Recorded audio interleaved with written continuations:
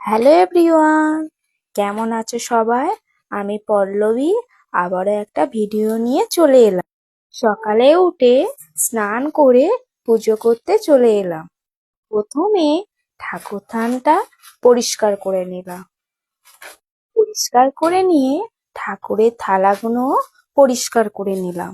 তারপরে ঝুড়ি করে আমাদের গাছে থেকে অনেক ফুল ফুটেছে, সেই ফুলগুলো তুলে এনে ঠাকুরকে ভালো করে সাজিয়ে দিলাম।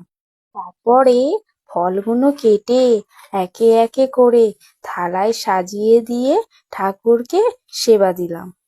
আপনারা বলুন তো আমার ঠাকুর থানটা কেমন লাগছে?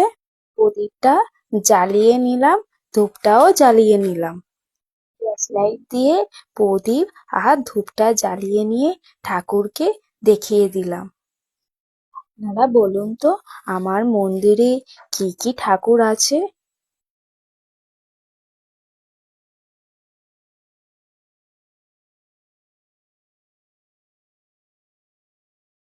তারপরে ঘন্টা বাজিয়ে শঙ্খ বাজিয়ে পুজো শেষ করলাম। শঙ্খটা ধুয়ে গুছিয়ে রেখে দিলাম।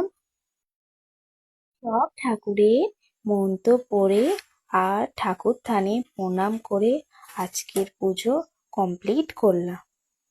বলো তো এই ঠাকুরটা কোন ঠাকুর?